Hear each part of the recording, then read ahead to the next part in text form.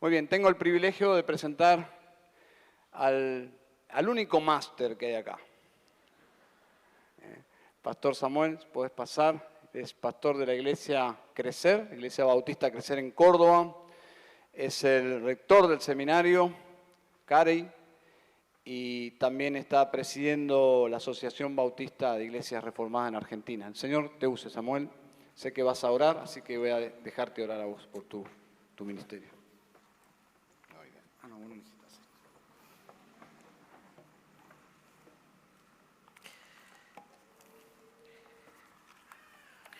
Acabo de dejar mi llave ahí,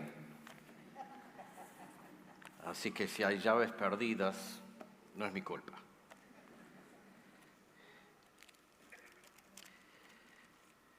Me invitaron a hablar sobre el tema de la iglesia y las misiones, un tema que me apasiona sinceramente. Gracias por la invitación y gracias a la gente de Ante Su Palabra por todo el trabajo que han hecho, el esfuerzo. Ya llegamos casi al final, ya van a poder relajarse. Pero estamos muy agradecidos porque el esfuerzo, el estrés que han vivido ha sido para nuestra bendición y ha sido un momento muy, muy lindo. 2 días de reencontrarnos con hermanos de todo el país y obviamente de escuchar mensajes de la palabra de Dios que afirman verdades de suma importancia y enfocar la importancia de la iglesia. Y en el mensaje de ahora vamos a estar viendo el rol de la iglesia local en las misiones. Vamos a hacer un repaso, un recorrido relámpago por el libro de Filipenses. Y el libro de Filipenses, en realidad, la carta a los Filipenses, podemos tomarlo casi como una especie de manual de misiones para la iglesia local. Vamos a empezar leyendo lo que es para mí el texto, el eje de todo, Filipenses capítulo 2, versículos 14 a 18. Pablo escribe, hace todo sin murmuraciones y contiendas, para que seáis irreprensibles y sencillos, hijos de Dios, sin mancha, en medio de una generación maligna y perversa, en medio de la cual resplandecéis como luminares en el mundo. Y esa frase es la frase clave.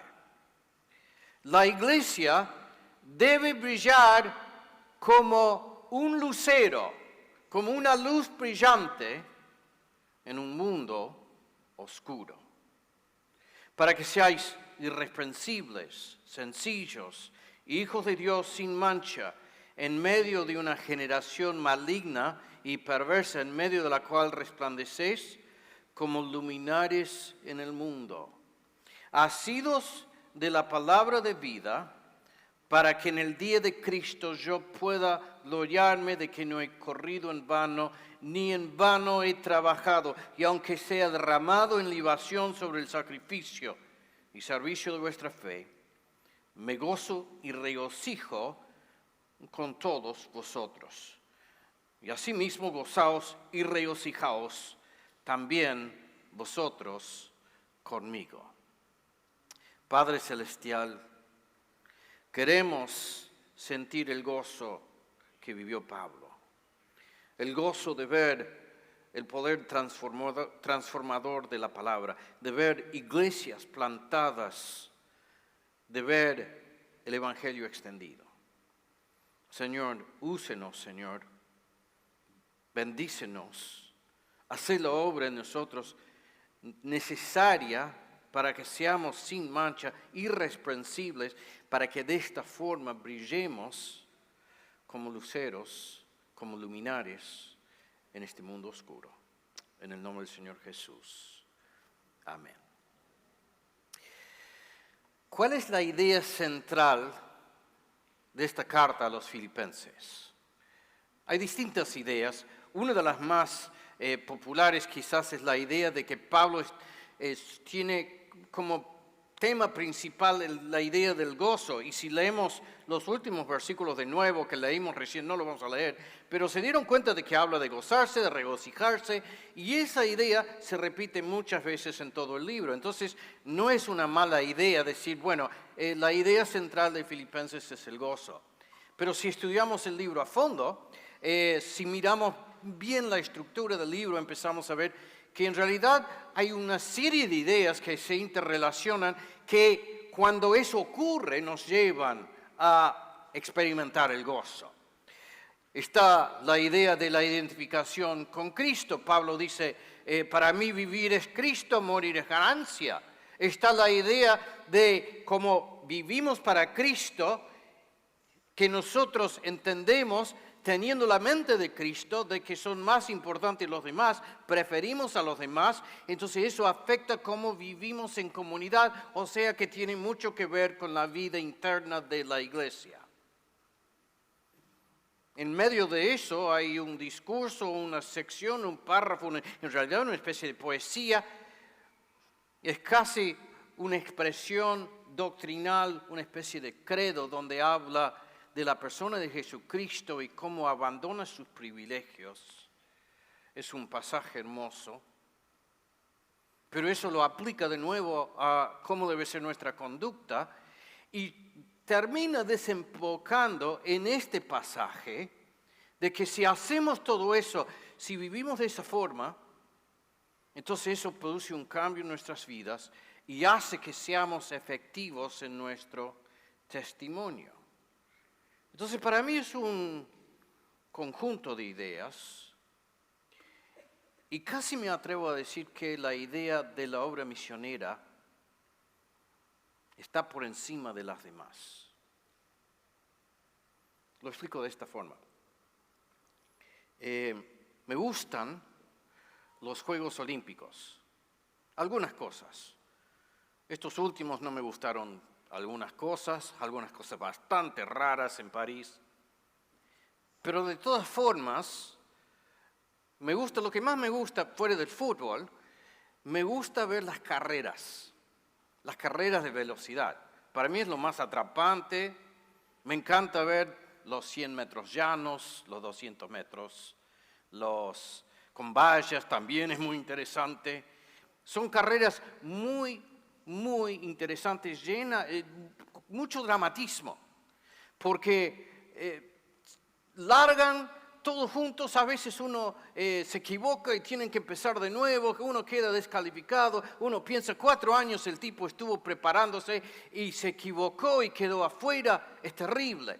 Y de nuevo largan y una explosión de furia, de velocidad, y llegan todos en los 100 metros a centímetros los unos de los otros, se tiran para cruzar la meta. Es lo más dramático que puede haber. Hay una cosa que para mí es aún más interesante. Son las carreras de velocidad de relevo, las carreras de posta. Porque es lo mismo, es correr con todo 100 metros, pero después cuando terminás los 100 metros, tenés este palito, este tubo de plástico, no sé lo que es, y se lo tenés que entregar a uno que ya empezó a correr y tenés que metérselo en la mano y cuestión de centímetros, de milímetros, y si te equivocaste y se cae, de nuevo, no solamente vos quedaste afuera, sino los otros 4 miembros de tu equipo. Y es un dramatismo sin paralelo. Ahora, yo quiero sugerir de lo que vemos en la carta a los filipenses, es como una especie de foto en una carrera de postas. Pablo ha plantado esta iglesia. Pero si leemos el libro de Hechos, sabemos que esta iglesia en realidad es la tercera iglesia en una serie de iglesias plantadas. La iglesia de Jerusalén, salen los hermanos, planten una iglesia en Antioquía. Los hermanos en la iglesia de Antioquía, el Señor les habla, dice, quiero que me separen a Pablo y Bernabé porque yo tengo un trabajo para ellos. Hacen una tremenda gira por Asia Menor y después el Señor le da una visión a Pablo, el hombre macedonio, que le dice, cruzate. Porque acá también necesitamos el Evangelio. Y se van a Grecia, Filipos, la primera ciudad, entrando a Grecia.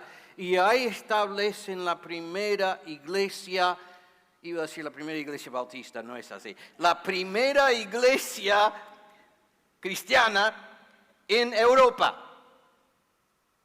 Es la tercera iglesia. Y Pablo ahora ya no está con ellos. Porque ¿dónde está Pablo? Pablo está en camino a comenzar nuevas iglesias y él les escribe pidiendo ayuda, agradeciendo ayuda, fortaleciéndolos y en medio de este tremendo libro donde les da mucha enseñanza, les habla de la importancia de que sus vidas sean las que el Señor quiere para que sean luceros en el mundo. Es como esa fotografía que sacó un fotógrafo en medio de la carrera y es ese momento en que el tercero que corre le está pasando la posta al cuarto. Y eso no sirve, porque estudiando esta carta y entendiendo que también somos parte de esta carrera, podemos aprender mucho. En el capítulo 1, versículo 3 dice, doy gracias a mi Dios siempre que me acuerdo de vosotros, siempre en todas mis oraciones, rogando con gozo por todos vosotros. ¿Y qué dice? Por vuestra comunión en el Evangelio desde el primer día hasta ahora. ¿Qué significa esa frase, vuestra comunión en el Evangelio? No está hablando simplemente del hecho de que ustedes son cristianos, ustedes creen, yo creo, todos creemos el Evangelio, qué lindo compartir una salvación en común. Creo que está la idea presente en esa frase, pero es más que eso y es más práctico que eso, porque si leemos el libro nos vamos a dar cuenta de que se refiere a todo lo que ellos hicieron para ayudarlo, para enviarlo, para estar sosteniéndolo en su gran proyecto misionero. Entonces, cuando él habla de su comunión en el Evangelio, está hablando del respaldo que ellos le dieron como misionero, como enviado del Señor Jesús. Ahora, ¿cuál es el apoyo que le dieron?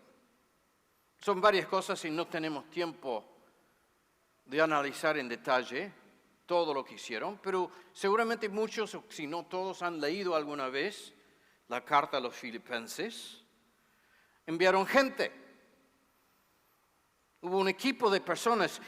Pablo había enviado a Timoteo y ellos, preocupados por la salud de Pablo, preocupados por su bienestar, envían un hermano Epafrodito. Y dice, habla de Epafrodito en el capítulo 2, versículo 25 hasta el versículo 30. Este hombre estuvo en su afán por cuidar de Pablo, por ministrar a Pablo, arriesgó su propia salud, puso en juego su propia vida. Entonces tomaron pasos muy prácticos. No solamente oraron por Pablo, que seguramente lo hicieron, dijeron, hay que enviar a alguien, hay que ver cómo está, tenemos que asegurarnos de que no le hace falta nada. No solo eso, sino que enviaron dinero. Hermanos, la obra misionera implica finanzas. Plantar iglesias cuesta.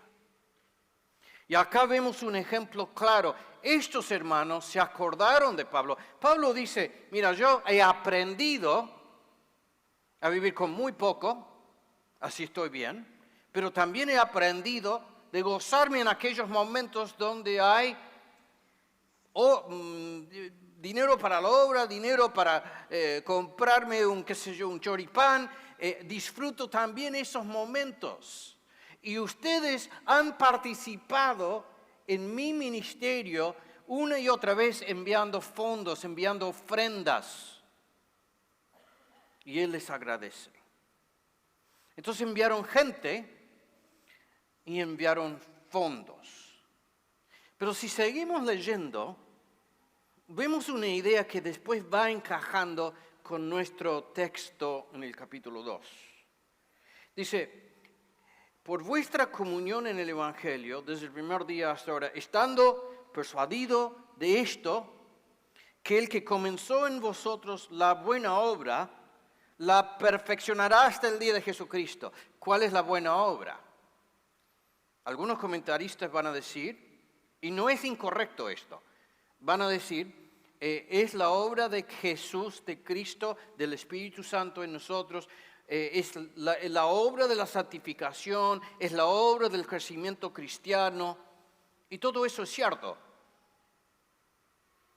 Y esa idea la vemos entretejida con todo el libro, la idea de la madurez. Pero siempre en este libro, en esta carta, toma dimensiones muy prácticas. No es solamente si estoy madurando, sino si en mi madurez eso me lleva a participar en el proyecto de Dios en el mundo, de que el Evangelio llegue a todos los rincones, si estoy esforzándome para que nuestra iglesia sea un modelo, un ejemplo, que sea una luz que brille en la oscuridad. O sea, que la madurez no solamente es resistir el pecado, no enojarme más con el perro, es no toda una lista de cosas que todos tenemos que luchar, también toma dimensiones prácticas en el trabajo de evangelismo, en el trabajo de plantación de iglesias, en el envío de misioneros a otros lugares. Estando persuadido de esto, que el que comenzó en vosotros la buena obra, la perfeccionará hasta el día de Jesucristo. Como me es justo, ¿por qué digo de que toma dimensiones prácticas? Me es justo sentir esto de todos vosotros, por cuanto os tengo en el corazón y en mis prisiones. Su espiritualidad no es simplemente una cuestión de sentimientos, sino que toma una fuerte dimensión práctica. Por cuanto os tengo en el corazón y en mis prisiones, y en la defensa y confirmación del Evangelio, todos vosotros sois participantes conmigo de la gracia. Ellos no solo recibieron el Evangelio, sino que asumieron la responsabilidad de participar en la defensa y confirmación del Evangelio. ¿Qué significan esas dos frases? En la defensa del Evangelio, esto lo vamos a ver repetido más adelante, es la idea de que nosotros nos preocupamos por la sana doctrina, nos preocupamos por cuidar, por vigilar el verdadero contenido del Evangelio, nos afirmamos en la sana enseñanza de la palabra de Dios. Nosotros estamos dispuestos a defender la verdad de Dios expresada en el Evangelio. En la defensa y confirmación del Evangelio. Ya está hablando de la propagación del Evangelio, el anuncio del Evangelio, el enviar el Evangelio, porque el Evangelio cuando se predica se confirma en vidas cambiadas, en corazones transformados. Y este es el trabajo de Pablo, de defender el Evangelio, defendía el Evangelio en el contexto del judaísmo o de los judaizantes, por ejemplo, que sus enseñanzas atentaban en contra de la gracia del Evangelio. Él defendía el Evangelio y ellos participaban en esta defensa con él. O sea, que afirmaban el Evangelio, abrazaban el Evangelio y no estaban dispuestos a negociar el Evangelio. Pero no solo esto, sino que anunciaban el Evangelio, propagaban el Evangelio, lo apoyaban a Pablo en su trabajo de llevar el Evangelio más allá.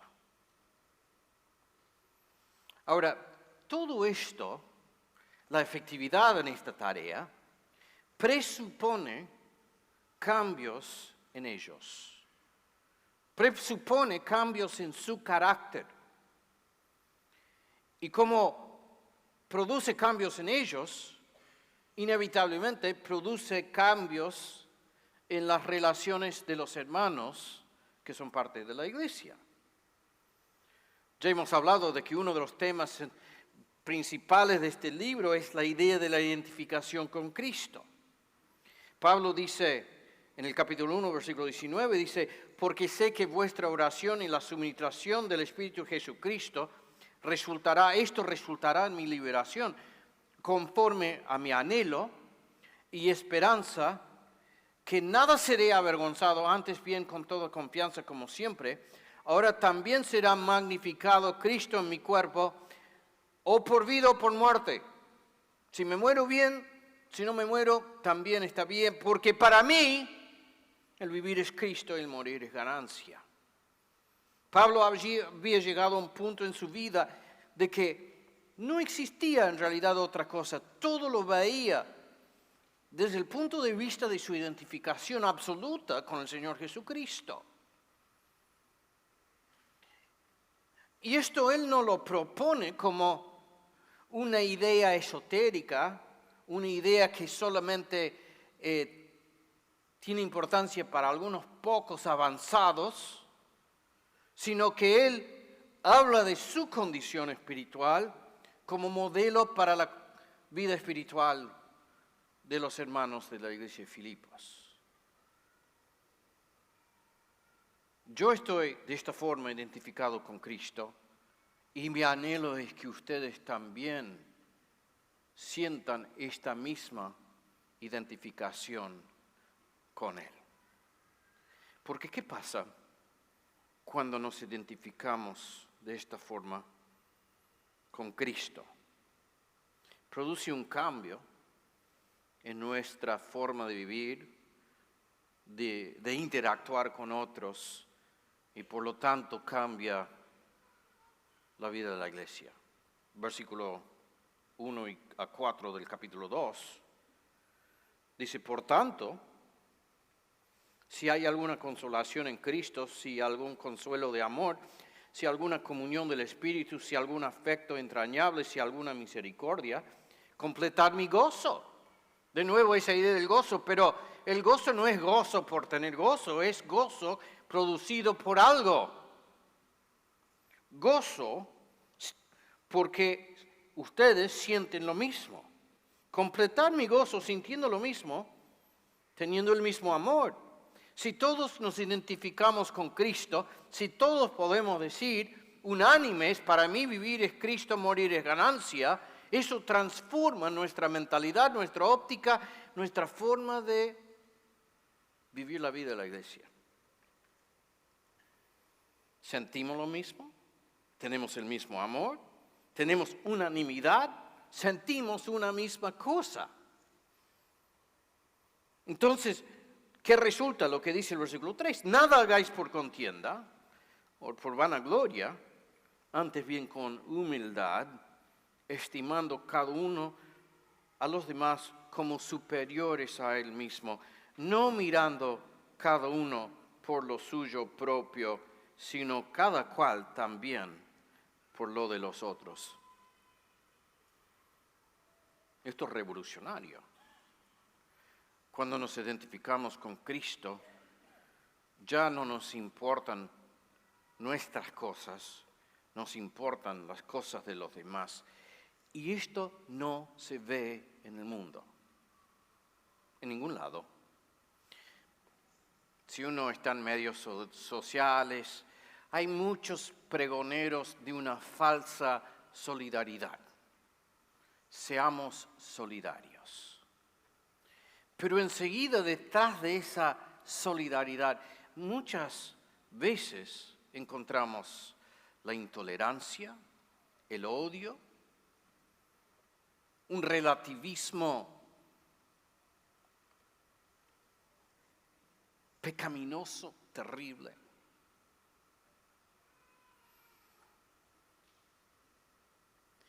Y si escarbamos un poco, encontramos que muchas veces es una forma de querer manipular. La verdadera solidaridad solamente se encuentra en la iglesia, porque solamente en la iglesia es posible generar la verdadera solidaridad. Porque solamente individuos cambiados desde adentro hacia afuera son capaces de poner primero al otro y no su propio bien. Por eso Pablo vuelve a la idea de ser como Cristo. Dice, me he identificado tanto con Cristo, que para mí vivir es Cristo, morir es ganancia. Y dice, haya pues en vosotros, versículo 5 del capítulo 2, este sentir que hubo también en Cristo. Y ahora sigue este magnífico pasaje, el cual siendo en forma de Dios, no estimó el ser igual a Dios como cosa que aferrarse, sino que se despojó a sí mismo, tomando forma de siervo, hecho semejante a los hombres, y estando en la condición de hombre se humilló a sí mismo, haciéndose obediente hasta la muerte y muerte de cruz. Por lo cual Dios también le exaltó hasta lo sumo y le dio un nombre que es sobre todo nombre, para que el nombre de Jesús se doble toda rodilla de los que están en los cielos y en la tierra y debajo de la tierra, y toda lengua confiese que Jesucristo es el Señor, para gloria de Dios Padre. Magnífico pasaje. Pero lo interesante es de que este tremendo pasaje, esto que en realidad es una especie de credo, esto que es uno de los párrafos más importantes en toda la Biblia en cuanto a la persona de Jesucristo, Pablo lo utiliza en servicio de este concepto de que ahora, ¿entendieron?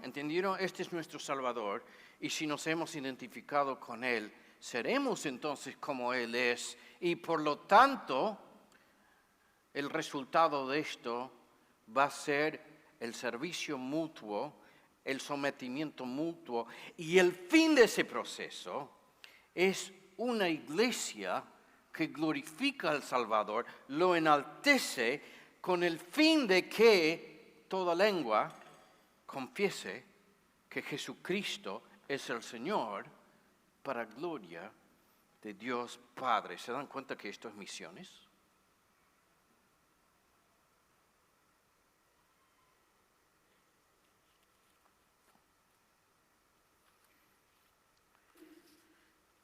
Seguimos más abajo y llegamos a este texto que me parece que es el eje de la idea.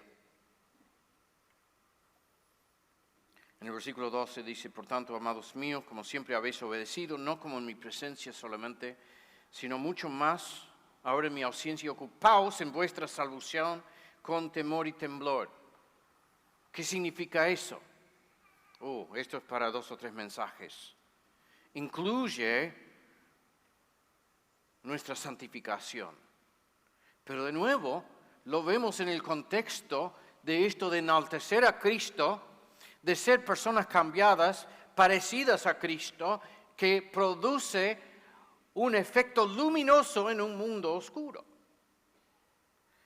Porque Dios es el que en vosotros produce así el querer como el hacer por su buena voluntad. Me gustaría detenerme, no vamos a detenernos, seguimos de largo. Haced todo sin murmuraciones y contiendas, para que seáis irreprensibles y sencillos, hijos de Dios, sin mancha, en medio de una generación maligna y perversa. Si tenemos la mentalidad de Cristo, si ponemos primero, si preferimos a nuestros hermanos, si nos hemos identificado de tal forma con Jesucristo de que morir es lo mismo, el resultado de esto es de que nuestro carácter, el carácter conjunto de la comunidad, ofrece un contraste tan obvio que es como una estrella brillante en una noche oscura. Para que seáis irreprensibles, sencillos, hijos de Dios, sin mancha, en medio de una generación maligna y perversa, en medio de la cual resplandecéis como luminares en el mundo. Y ahora el versículo 16. Acá creo que vamos a encontrar de que se repite el concepto que ya vimos antes en el versículo 7, donde Pablo habla de la defensa y confirmación del Evangelio.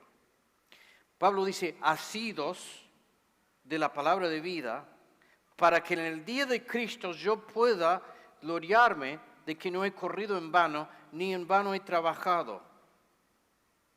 Asidos de la palabra de vida. ¿Qué significa eso? Asidos de la palabra de Dios, la palabra de vida. La palabra en griego se escribe epechontes. Creo que se pronuncia epecontes, como si fuera K. Pero si quieren escribirlo, es epechontes. Yo lo digo así. Estoy enseñando historia de la iglesia y a veces hay distintas frases en latín. Y yo tomé un poco de latín, más o menos. Y lo que no pude aprender nunca es cómo se pronuncian las cosas en latín. Y en realidad hay dos teorías en cuanto a cómo se deben pronunciar. Entonces yo tengo mi propia teoría, pronuncio las palabras como si fuera en español y listo. Entonces, acá también, epechontes. Tiene dos posibles significados. Puede significar tomados de la palabra. La idea de que estamos aferrados a la palabra, de que nos hemos agarrado de la palabra de tal forma que no vamos a soltar la palabra. Es la misma idea de la defensa del Evangelio. Nos importa la sana doctrina, nos importa el mensaje de la salvación tal cual como se enseña en las Escrituras, no queremos versiones truchas. Asidos, tomados de la palabra. La Biblia de las Américas dice sosteniéndola. Es la idea de sostenerla, la idea de que la defendemos. Pero hay otro posible significado. Puede significar extendiendo la palabra. Puede significar levantar la palabra. La imagen que me viene a la mente es la estatua de la libertad, con esa antorcha levantada para que se vea de lejos, anunciando la libertad. Esa es la idea. O me viene la imagen de los Juegos Olímpicos, pero cuando comienzan, vieron cómo vienen una serie de corredores, también una especie de carrera de relevos, que supuestamente empezó en Grecia, no sé si es así, pero te dicen que es así, y van corriendo por todas partes llevando una antorcha que representa el espíritu de los Juegos Olímpicos. un evangelio muy secular y ateo, pero la imagen quizás nos sirve. Levantando la antorcha para que ilumine.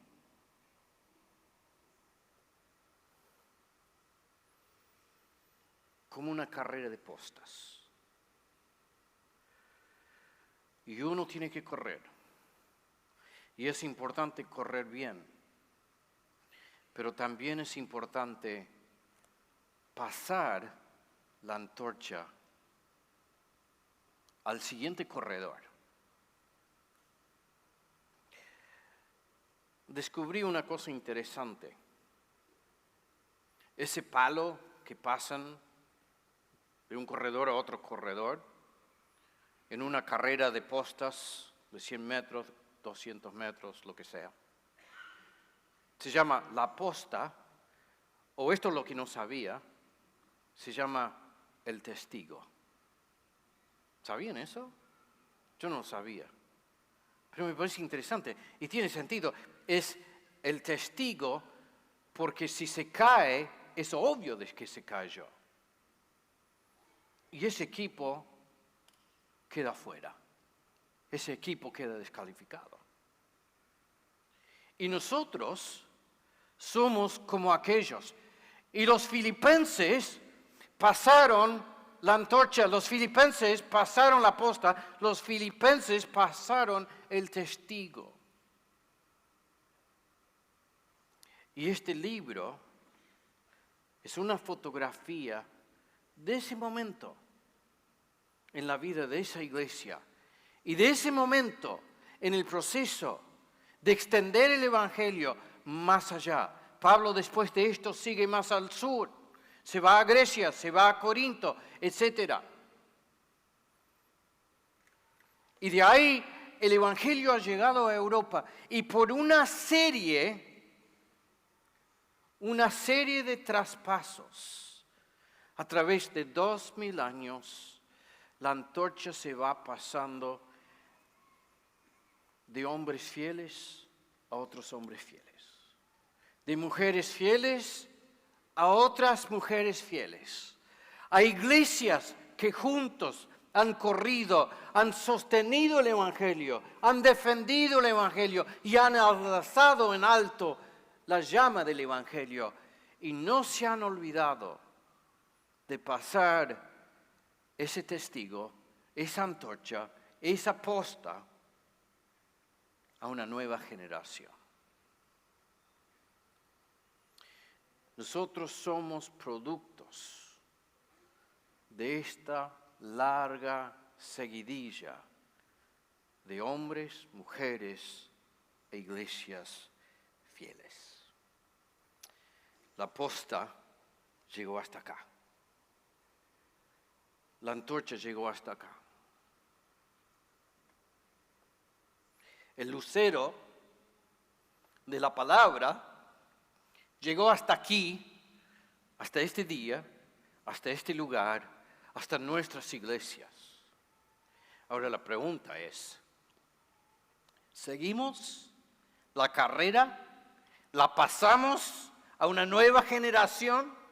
¿Plantaremos más iglesias? ¿Enviaremos misioneros para llevar la luz a los muchos lugares todavía oscuros del mundo? Esa es la pregunta.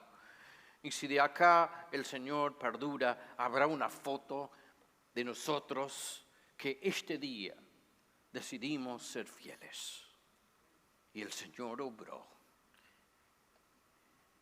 Y el Evangelio corrió.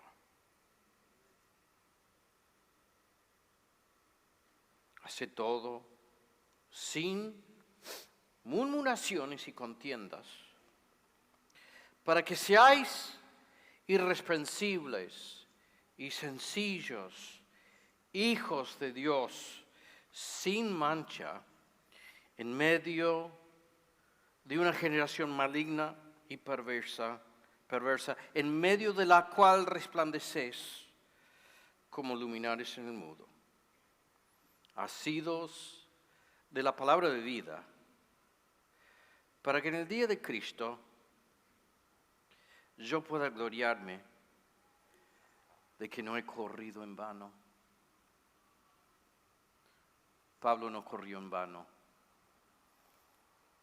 Yo no quiero correr en vano.